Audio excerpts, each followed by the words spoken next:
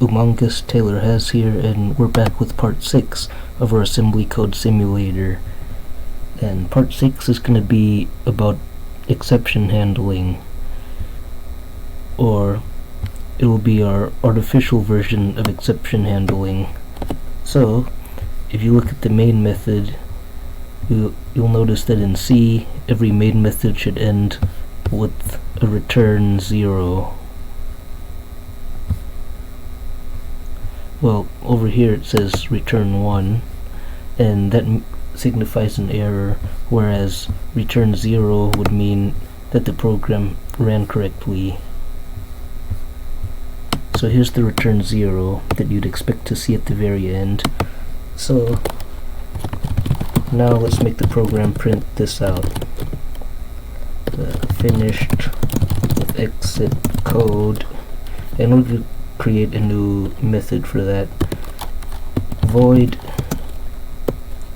exit, well, print exit code, and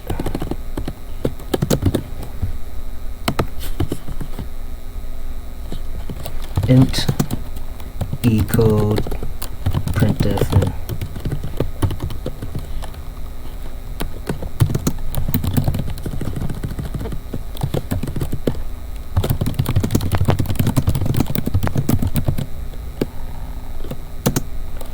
Alright, void print exit code,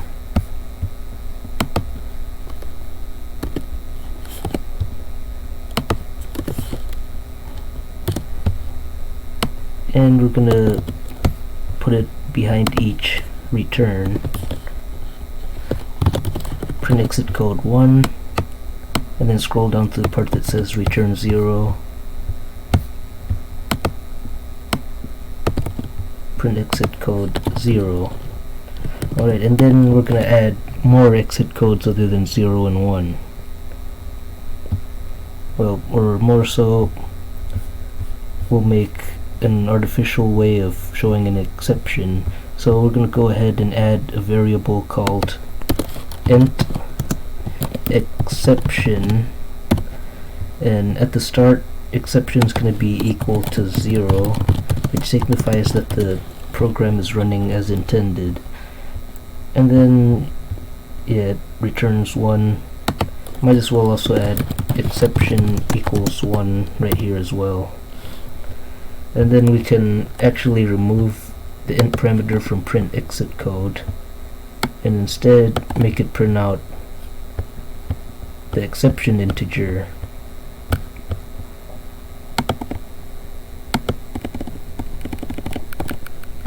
Right, exception. And one of the main reasons we're doing this is because, if you recall, part 5 was about branching, and then it was about conditional branching, to be specific. Okay, so this is the assembly code we're using for now. Of 1, it sets register 1 to 65, and then way 256, with the 256 just being the name of the waypoint so that we can branch to it. And then add immediate 232, sub immediate 111, and this actually does a for loop that iterates 65 times, and to register 2 it adds 3, and then assigns it back to register 2. So then 2 is going to end up being 65 times 3, which is 195. Now here's the thing though, it also has sub immediate, which means 111. So it subtracts 1 from register 1, and it makes this 65 increment down until eventually reaching 0, and that's what B and Z is for. It means branch not 0, and it does reach the 0 because it keeps counting down from 65.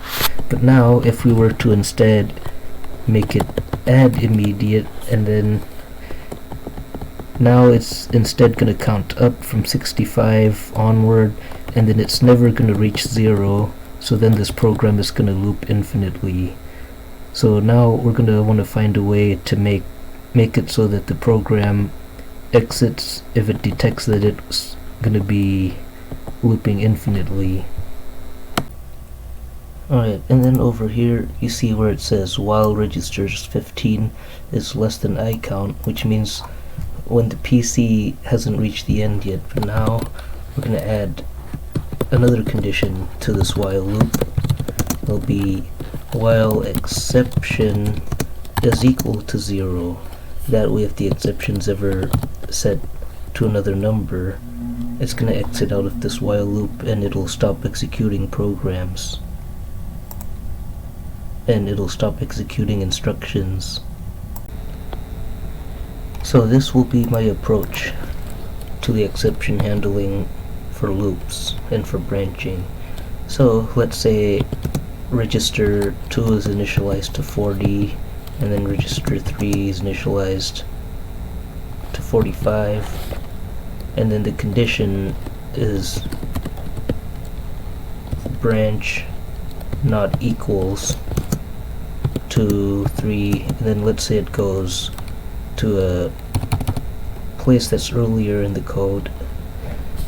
And so yeah, since 2 and 3 are not equal, it's going to branch backward. And then let's say if after some instructions R2 becomes 45 and then R3 becomes 55, or even if it's just 50, as long as the difference between R2 and R3 continue to grow apart from each other, then R2 and R3 are never going to reach being equal. So then this loop is going to loop forever. So we want a way to make it detect when the difference between R2 and R3 are growing for specifically a branch not equals that takes you further back into the code. But we also don't want to just do it every time the difference increases, because let's say if we use R2 equals 10 and then make it double each time,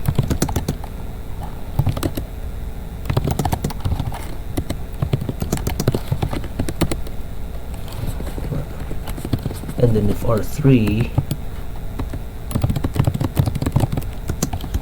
was gonna already end up eventually reaching the same number, although just in a different way,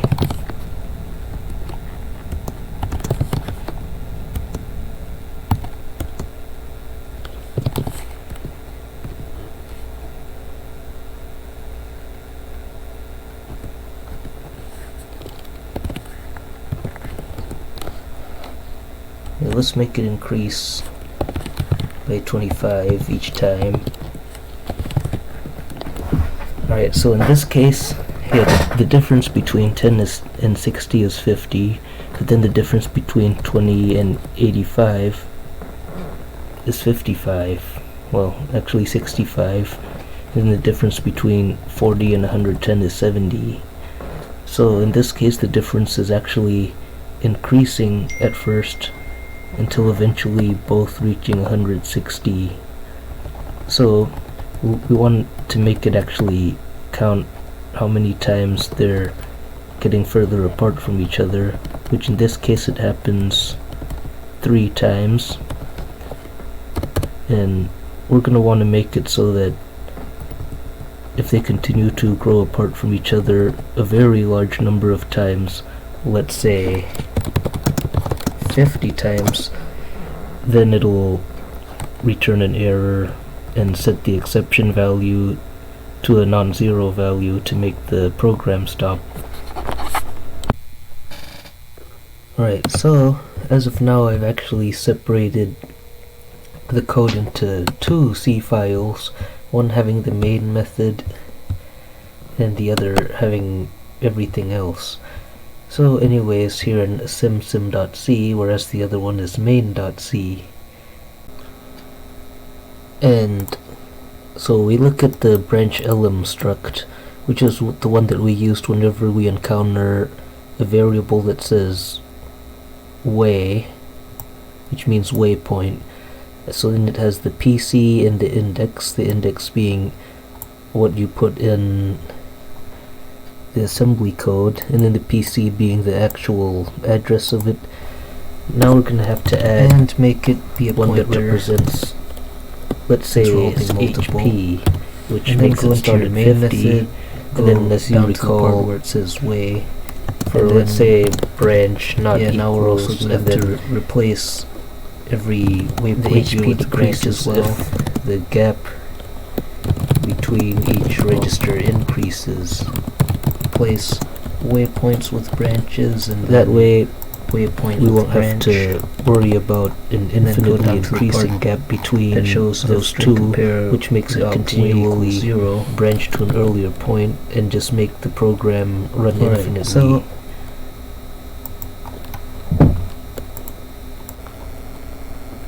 it'll also be best if branch elem is going to be used for both the branch instruction and the waypoint instruction. So the waypoint and then whichever branch instruction is associated with that waypoint. So we might have to add another integer array, and yeah, let's actually make it equal in size to the waypoints. So instead of waypoints, we're going to call it branches now.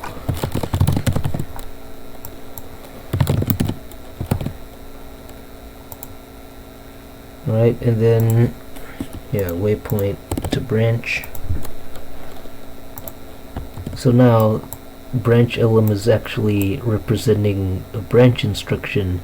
As for the waypoint instruction, my attempt was to make it represented within the branch element, but instead we're also going to need one to make it pretty much iterate through.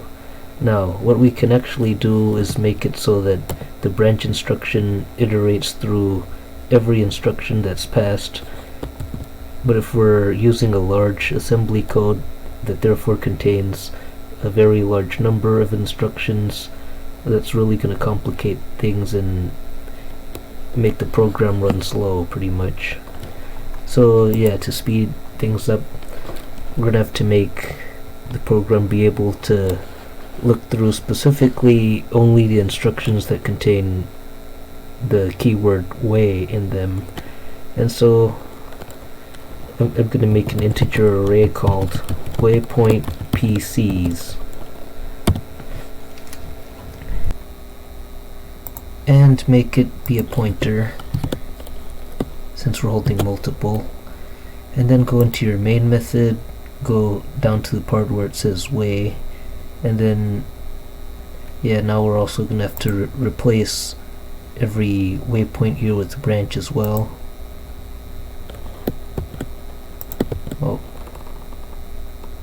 Place waypoints with branches, and then waypoint with branch, and then go down to the part that shows if string compare the op way equals 0. Alright, so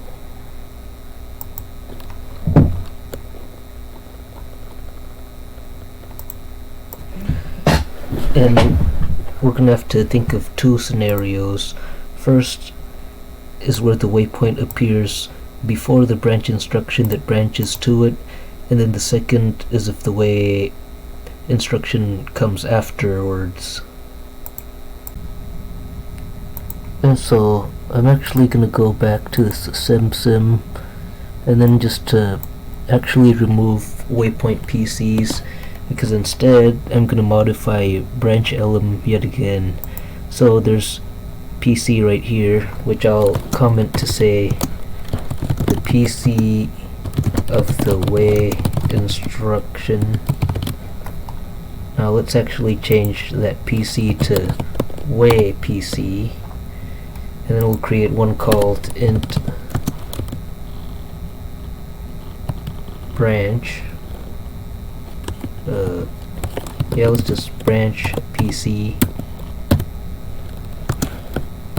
and then go back to every part where it implements the .pce. So there's only 2 occurrences here. Change that to way pc. There.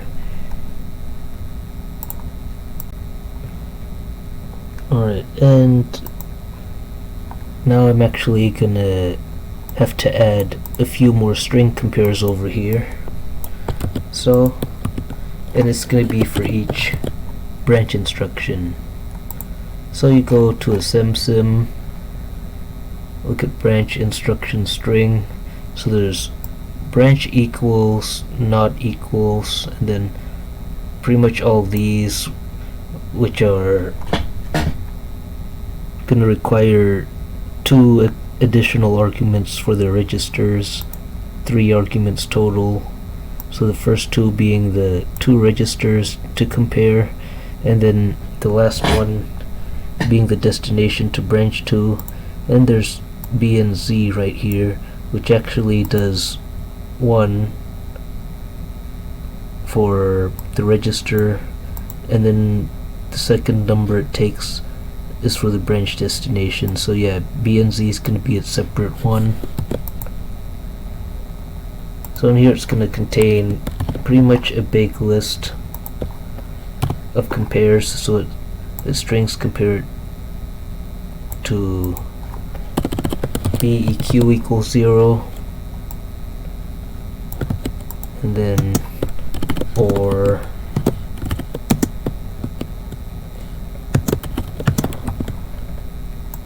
and then repeat this for all the other branch instructions. Alright, so you see over here where it says branch count plus, and yeah, we're gonna keep that for now and then possibly delete it later. But anyways, this if block right here is for various branch instructions that take 2 registers as the arguments.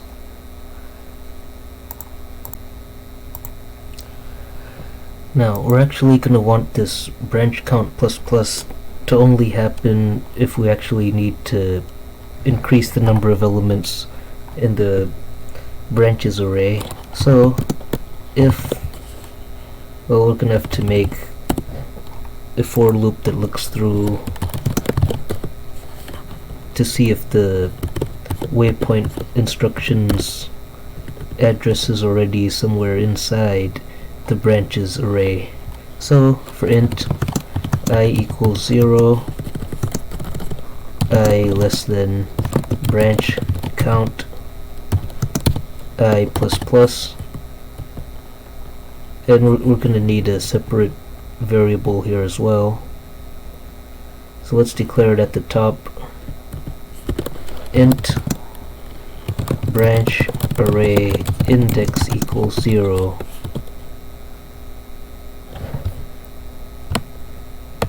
Well, might as well make that a global variable. So yeah, let's paste it in here. Okay, branch array index.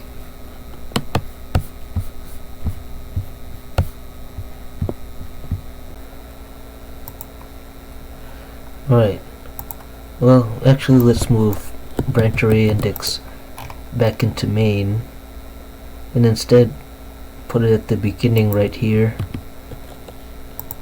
so it resets to 0 for every time it finds a new line, because we're actually going to have to use branch array index each time. And set it to -1.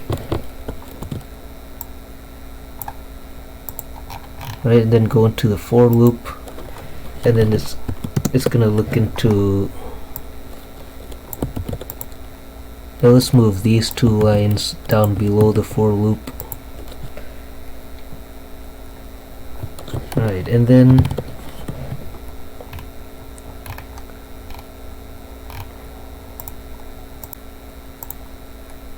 imem icount. Okay, imem icount.nums, and the waypoint instruction only has one number associated with it, so nums 0, and that number being the index variable for the branch object. So if I mem icount.nums 0, and we're going to do a comparator here, equals there. Well, if it equals to branches branch count dot index,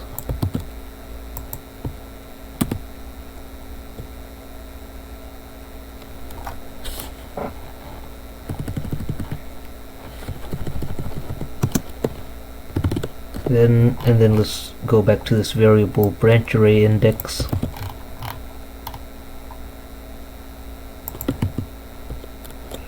Branch array index is going to equal to I.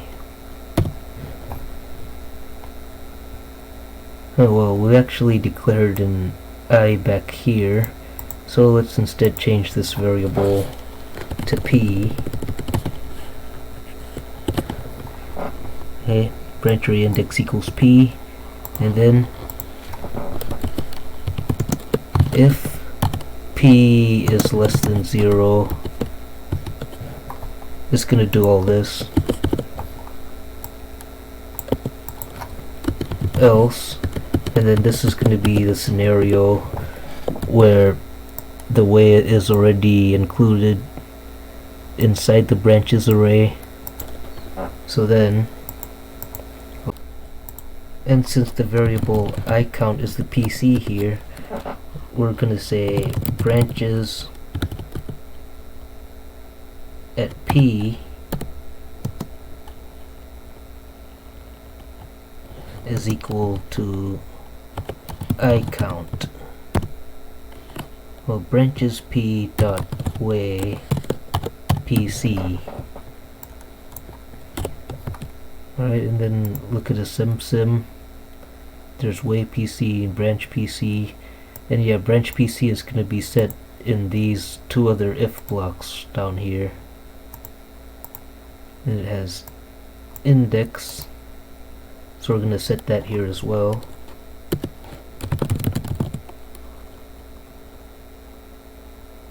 Well, actually that won't be needed because there's already the index being set here. And then lastly there's HP. We're not going to be touching that yet either, but what we are going to do is initialize every HP to 50, so then over here when it creates a new branch instruction, and then we're going to set the HP of it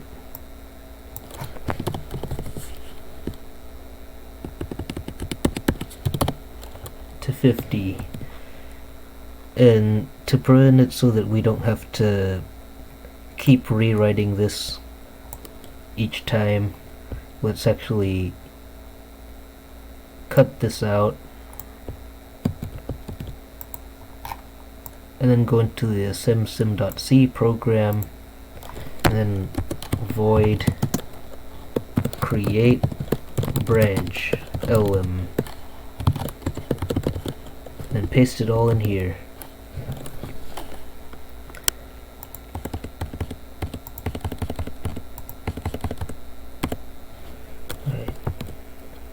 I count, and let's see I count, and yeah, I count is already a global variable, so it seems there aren't any other changes that are needed at this moment. So instead over here we'll say create branch lm, and yeah, be sure to declare it twice. Yeah. Alright, now back to these if statements, and then if we're receiving this branch instruction, I'm gonna do the same here. except be sure to change the name of this variable each time, so let's call it pack this time.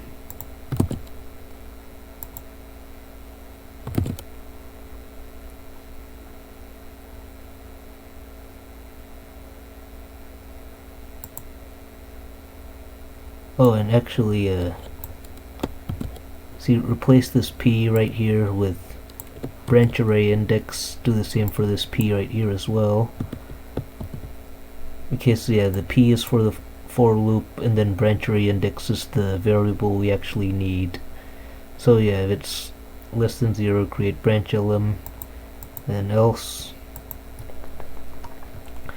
Now in this case, it's going to be branch pc instead. Branch pc equals iCount, or else it's going to create branch lm. And yeah, let's go back to the create branch lm right here. We're going to need to add an additional int called int way or branch. Let's comment this 0 for way, 1 for branch.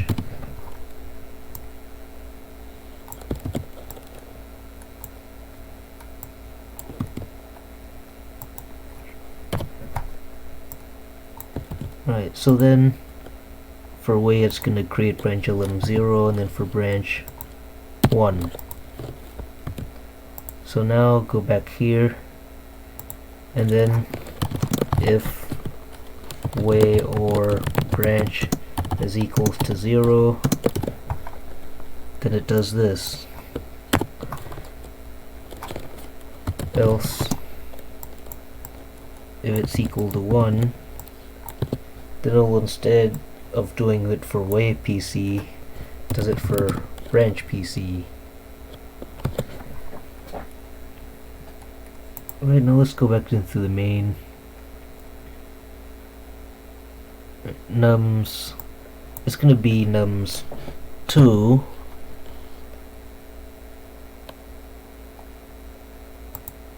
and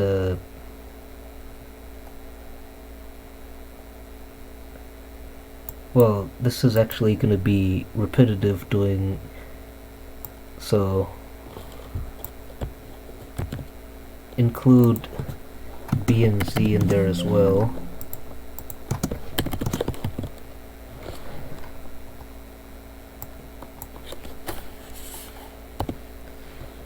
And then now it's going to be a double if statement, and we're going to call it else if, and then all of that. And then before it, it's going to say if string compare is equal to 0 and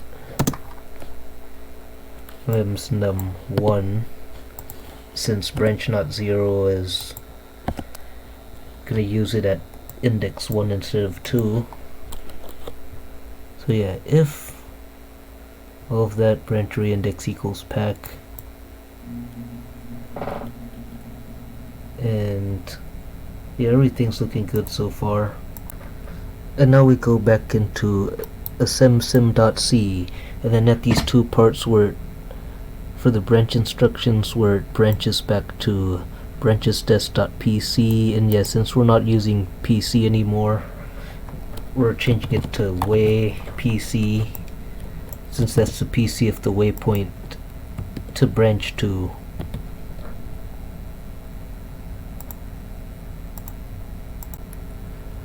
And then go over here where it says branches P, and yeah, branch array index, branches branch array index.wayPC, and over here for dot branch PC equals iCount, and then save, and then now it should work. So I'm going to compile it gcc main.c, and yeah, no errors. And this will actually be continued into a part 2. So part 7 is going to be a continuation of the exception handling for dealing with loops. So see you then.